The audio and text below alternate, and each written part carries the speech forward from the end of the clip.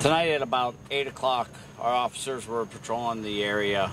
As you're aware, we had 2 recent homicides, and we have been in this neighborhood quite frequently. And around 8 o'clock tonight, gunshots were heard. Our officers responded, started canvassing the neighborhood and spread throughout the neighborhood. Unfortunately, one of our patrol officers did find a body on the sidewalk. It is, unfolding. We are currently searching the neighborhood. We have set up a perimeter immediately. It's still an ongoing scene, ongoing investigation. We have activated our SWAT team. They're part of the search. We have K-9. We have every officer available in this neighborhood currently. Do you believe that these are related? We're treating it as though it's related. It's very early in the investigation, but these are difficult times when you're dealing with these type of situations, and we're going to treat it as though it's related until we can rule otherwise. Can you give us any details about the victim? No, I can't. It's still early. We haven't been able to identify the body. The person was alone, and that's all I can tell you. Chief, do you think you have a serial killer on your hands here? It's early to say something like that, but I can tell you there's probably no one more concerned about something like that than I am. It's my responsibility as the chief of police to keep this city safe, and I am very concerned. I want the neighborhood to take this serious.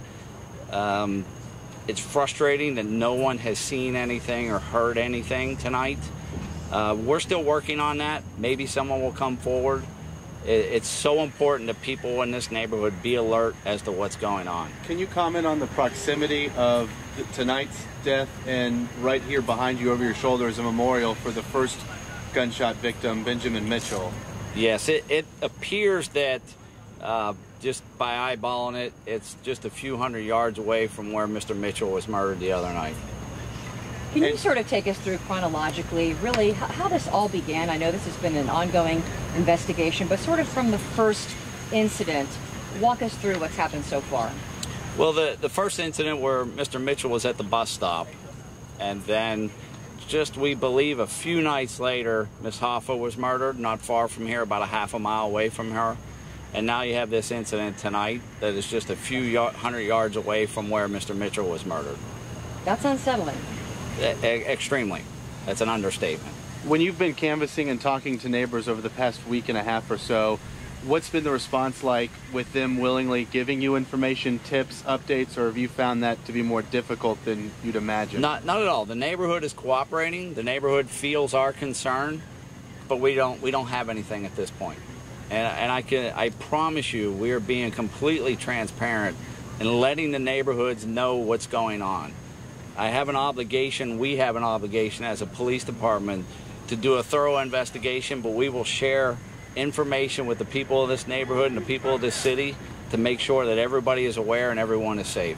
Chief, I can tell you from some of the comments coming in on Facebook Live right now as people are watching this, some of the things that they're saying are, see something, say something. This is awful. This is a nightmare for the families involved, but especially the word see something, say something. Are you encouraging people who live in this neighborhood to really do the right thing, honestly, and just come forward and give tips that can be anonymous? Nothing at this point is insignificant. If they saw something, they need to let us know. If they see something unfolding, they need to call us. It's perplexing to be in this situation, and I have a heavy feeling right now, and we need everyone to be alert, have their lights on, and pay attention to what's going on in their neighborhood. And you said you guys were out canvassing the neighborhood when this happened? Yes, that is correct. How similar are these murders? Are you seeing people shot in a similar way or the same amount of times? Like, how are you linking them? Right now it's the proximity and the fact that there doesn't appear to be any motive. When you look at this as just a few hundred yards away from the first one, I don't mean to harp on that, but that's kind of like the obvious thing that we're looking at right now. And we're going to treat it as though it's related until we can rule otherwise. How many times was this person shot? We're not willing to release what happened. Are you stepping up? Let me clarify. We don't know yet. Can you confirm that the cause of death is gunshots? No.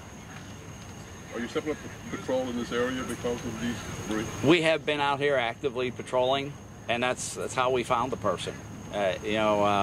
Unfortunately, we found the person too late, but it was our patrol officers who were able to find the person. Chief, for people who are just tuning in, again on Facebook and on some of the other channels, can you walk us through what you found today, what your officers found, and where we are standing right now? Well, the officers tonight heard gunshots. I'm not sure whether it was multiple gunshots or what the exact number was. They started moving to where they thought they heard the gunshots, and then they expanded from there. And again, unfortunately, that's where we found the person. On the sidewalk? Yes. Here at 15th and? It was just south of, it was Conover, just south of Conover. Yeah, just south of Conover.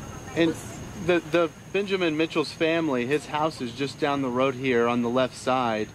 Where was this body found in relation to his house? We're still trying to put that together.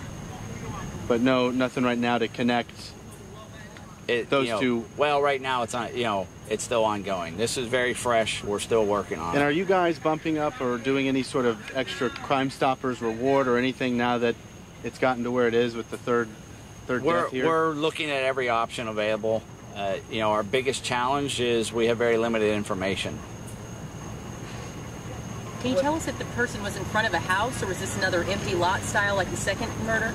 No, we're still looking at, I'm not willing to release that type of information yet. It's still unfolding. I need the detectives to do their job so we can piece everything together. And are you pushing home that safety message to people as well, to not walk alone still? Yes, we cannot have, we don't need people out walking alone right now. We need people out of their homes, though, and paying attention to what's going on. They need to be outside in groups and not be afraid.